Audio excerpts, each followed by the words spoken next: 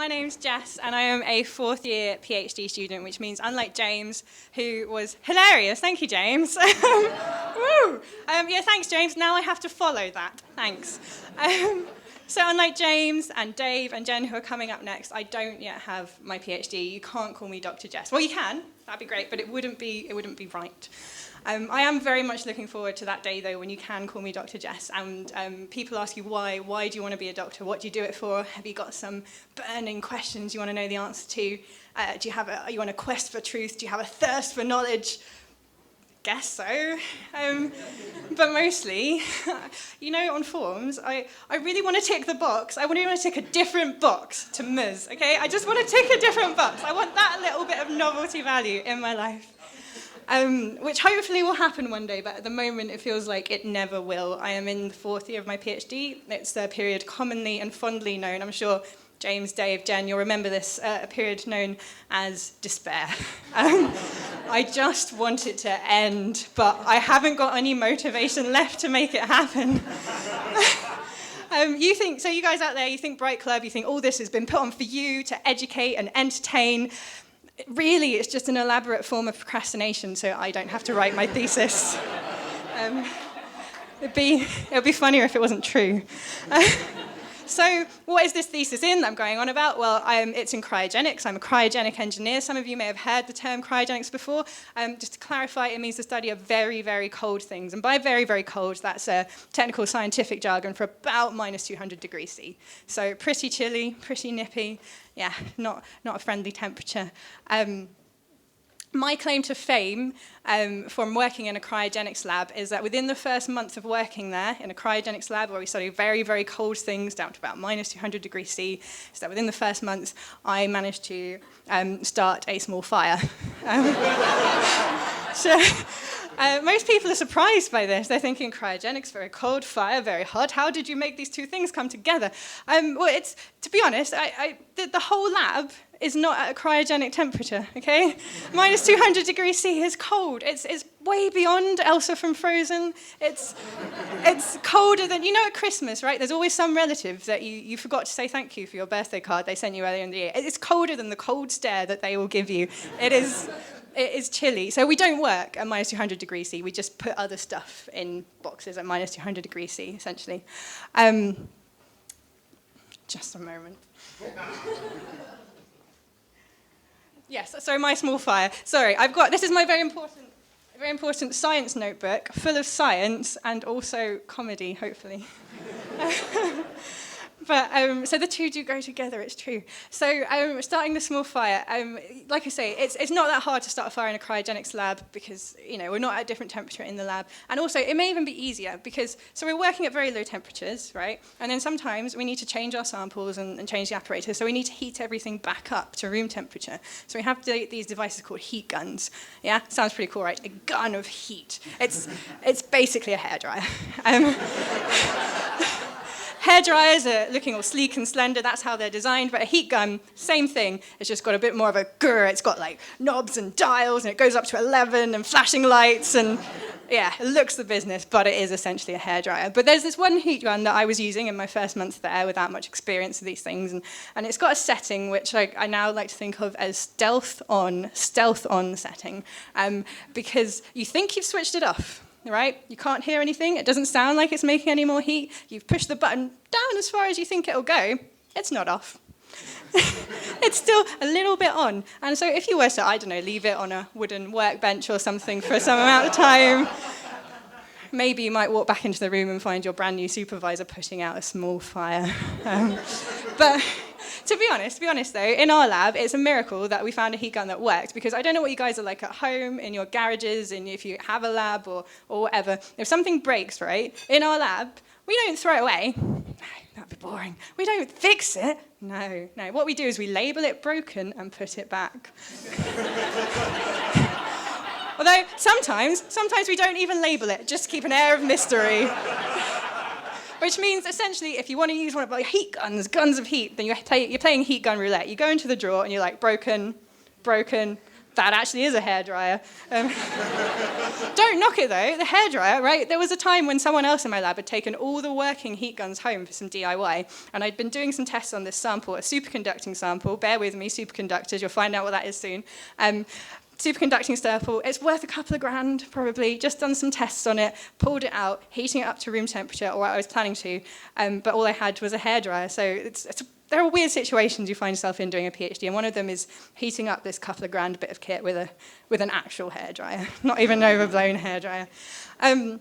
So cryogenics, like I said, very, very cold things. How do we get down to these very, very low temperatures? Well, what we do is we take things that are gas at room temperature and we compress them, we squish them up. Because if you remember or you're aware, gases, all the molecules in the gases are moving around.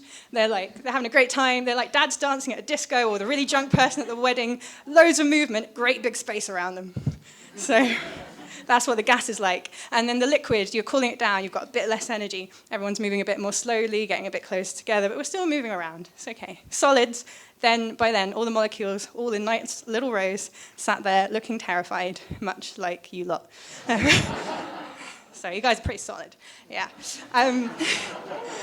It's an actual joke. There we go. That I actually genuinely just thought of just now. So solids, liquids, gases. So what we do is we take our gas and we squish it together and we force the molecules close together, and that turns into a liquid. Obviously, there's some heat generated and stuff, so to remove that, we use a little bit of jiggery pokery, which that was a Welsh accent, by the way, before you're wondering. Jiggery pokery, favourite term of my A-level maths teacher, who was called Mrs. Jones, and she was tiny and blonde and very Welsh. We're going to get a nice equation here. I'm going to use some jiggery pokery, and then you've got a nice solution. Lovely. She was, Mrs. Jones, not her real name. You have to call me Mrs. Jones, though, because you won't be able to pronounce my real name. It's a true story of my A-level maths. So you take your jiggery pokery, you compress your gas, and you form a liquid. And this happens at really, really cold temperatures. So for liquid nitrogen to liquefy nitrogen, that happens at minus 196 degrees C. You can liquefy oxygen, minus 183 degrees C. Hydrogen, minus 253. Helium, minus 269 degrees C. If anyone wants converting from a temperature scale, by the way, I can do Kelvin, if you're familiar with the Kelvin temperature scale. For Fahrenheit, I can't do it off the top of my head. Do see me later. I've got some nice PowerPoints and spreadsheets we can go through. Come and see me later. I'll show you my slides. And if you're not interested in PowerPoint, though, not really interested. Don't bother. So all these low temperatures, this is when this happened. Now, helium was the last of the gases to be liquefied. So by 1908, all the other gases had been liquefied at some stage, and helium was the last one for this to happen to it. And a physicist in Holland, known as Heike Kamerlingh, was the guy that did it, that liquefied helium. Is there anyone in that speaks Dutch, or is Dutch?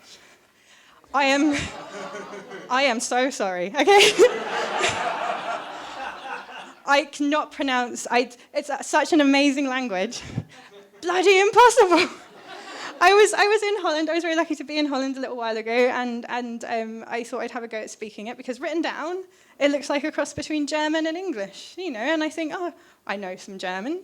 I can basically speak English. I'll have a go at Dutch. No, it's impossible. So you're just going to have to bear with me badly pronouncing names. I'm really sorry, but I'll do my best. But it's a wonderful language. So... So Heike Kamerlingh, he liquefied helium in 1908, and this was a big thing in the scientific community at the time. This was the last gas to be liquefied. But he was a scientist, so short attention span, it's not really fun for that long. So he had to basically do what we do in research, which is poke stuff and see what happens. That is essentially what we do. It's what we're here for. Poke stuff, see what happens, or run away and observe from a safe distance a lot of time. Especially if you're dealing with cryogens such as oxygen, liquid hydrogen. We don't tend to have them in the lab because they are rocket fuel. And as it's already been seen, I don't need rocket fuel to start a fire. All I need is a hairdryer. So... we don't have that in the lab. So he liquefied helium. And then 3 years later, in 1911, he was poking it to see what would happen. And so he put some mercury in, because, mercury, why not? It's fun. Sure. And then mercury, well, that's all right, nothing much is happening. I know, I'll put an electrical current through it. That'll jazz things up, yeah, that'll be fun. So that's what he did. He put an electrical current through the mercury. And I don't know if you're aware, but all electrical conductors, so you basically can speak English, just about. All electrical conductors have some electrical electrical resistance, and that decreases with temperature. So as you cool something down, whether it's copper cable or a wire, it becomes a better conductor of electricity. There's less resistance to the flow of electrons. And so he had his mercury and his liquid helium, and he was observing this, and you could see this gradual drop. And most things in nature are gradual changes like this. Okay, there's not many things in nature that are abrupt change. You've got phase change from solid liquid to gas, supersonic shock waves, that's about it. It was a nice gradual change. We, like humans, we like gradual change as well. A nice change in a season from winter to spring to summer, nice and gradual. Or if someone's trying to wean themselves sugar in their tea, they've got to do it gradually. You can't just go from 6 spoons to nothing. It's not fun. But what he observed, was this nice gradual change, this drop in resistance, and then drop to zero completely, no electrical resistance whatsoever. And the implications of this were huge. If you have a conductor with no electrical resistance, you can have magnets with massive magnetic fields. You can have power transmission with no resistance, no losses, which is what I'm studying. So at the end of my set, right at the end, I finally got to what it is that I'm doing here. And it's very cool, trust me, because I'm very nearly a doctor? Who knows? A doctor of very, very cool things. So thank you so much for coming, guys. You don't know, with this Bright Club, this is amazing, and it can't happen, it literally can't happen without you. And if Bright Club doesn't happen, I'm just going to have to write my thesis. So thanks very much.